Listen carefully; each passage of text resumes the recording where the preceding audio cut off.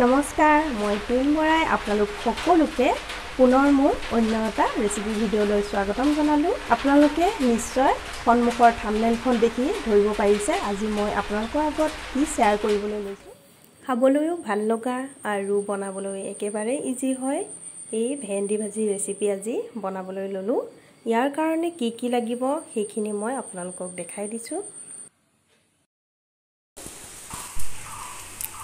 এই ভাজিৰ কাৰণে আজি প্ৰথমে ললো ভেন্দি কেইটামান, লগতে দুটা বিলাহী লৈ লৈছো আৰু পিয়াজ এটা এনেদৰে বাকলি এৰুৱাই লৈছো। ভিডিঅ'টো আপোনালোকে একেবাৰে সম্পূৰ্ণকৈ চাব আৰু যদি ভিডিঅ'টো চাই ভাল পায় তেনেহলে এটা লাইক কৰিব, শ্বেয়াৰ কৰি দিব, লগতে সাবস্ক্ৰাইব কৰিবলৈ নাপাহৰিব আৰু লগত থকা বেল আইকনটো টিপি থব। তেতিয়াহে মোৰ আহিবলগীয়া ভিডিঅ'সমূহ আপোনালোকে পোনপ্ৰথমে চাব পাৰিব।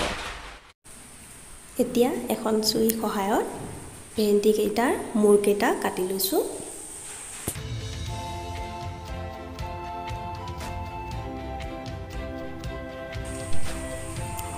গোটেই কেইটা ভেন্দি এনেদৰে কাটি ললো। এতিয়া ভেন্দি কেইটা এটা এটাকৈ মই এনেদৰে সৰু সৰু টুকুৰা কৰি কাটি লৈছো।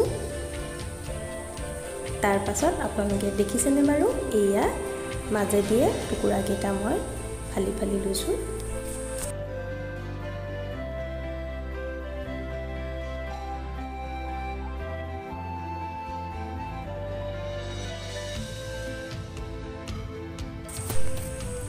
ভেন্দি গোটেই কেইটাই কাটি ললো আৰু এতিয়া বিলাহীটো সৰু সৰু টুকুৰা কৰি কাটি লম।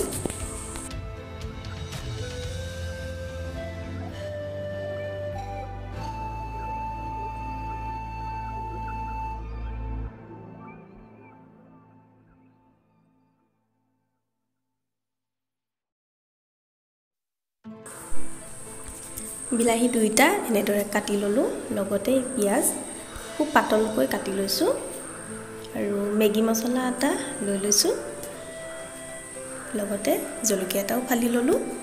এইখিনি এতিয়া বনাবলৈ ৰেডি কৰো। গেছটো জ্বলাই এতিয়া কেৰাহী এখন পাতি লৈছো। এইখন ভালকৈ গৰম হ'বলৈ দিছো। কেৰাহীখন গৰম হোৱাত ইয়াতে এই কাপটোৰে মই মিঠাতেল 1 কাপ লৈ লৈছো।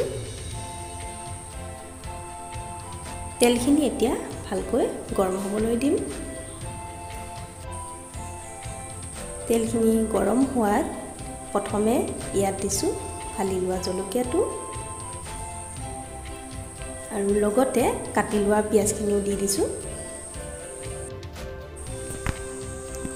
অকণমান মই হেতাৰে লৰাই দিছো। এতিয়া ইয়াতে দিম কাটি লোৱা বিলাহীখিনি।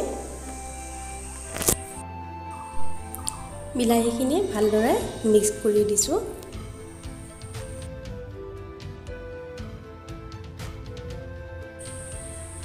এতিয়া ইয়াতে দিছো হালধি আধা চামুচ,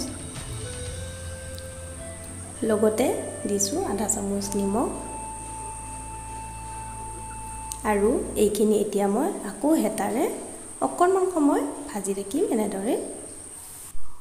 এতিয়া বিলাহীখিনি ভালকৈ সিজিবৰ কাৰণে এখন ঢাকন দি দিছো। এতিয়া আকৌ ঢাকনখন উদঙাই লৈছো।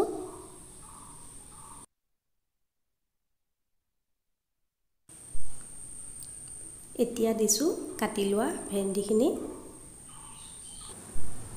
আপোনালোকে বাৰু মন কৰিছেনে ইয়াত যিখিনি গুটি ৰৈ গৈছে সেইখিনি মই দিয়া নাই, ওপৰে ওপৰে কেৱল ভেন্দিখিনিহে বাছি দিছো।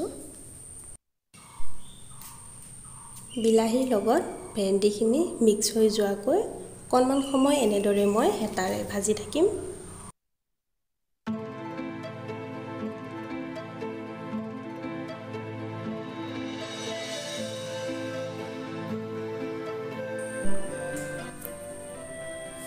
এতিয়া আকৌ ঢাকনখন দি দিছো। ঢাকনখন উদঙাই দি আকৌ অলপ সময় কাৰণে ভাজি থাকিম।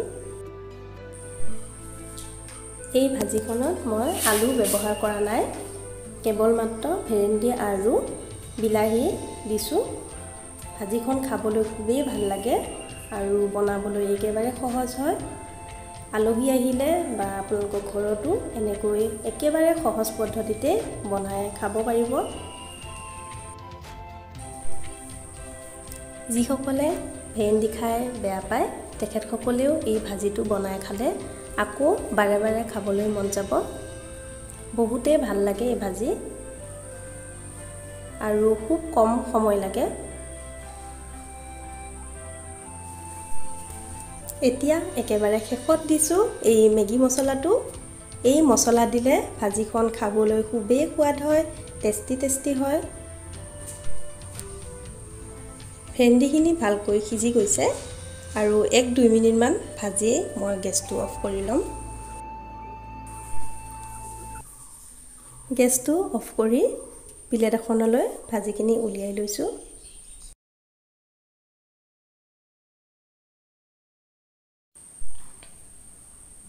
মই ভিডিঅ'ত দেখুৱাৰ ধৰণে আপোনালোকে এনেদৰে বনাই খাবচোন। ভাজিখন সঁচাকৈ খাবলৈ ভাল লাগে আৰু খাইনো কেনে পালে আপোনালোকে কমেণ্ট বক্সত মোক জনাব। আজিলৈ ভিডিঅ'টো ইমানতে ৰাখিছোঁ। আকৌ পুনৰ লগ পাম নতুন এটা ভিডিঅ'ত। ধন্যবাদ থাকিল।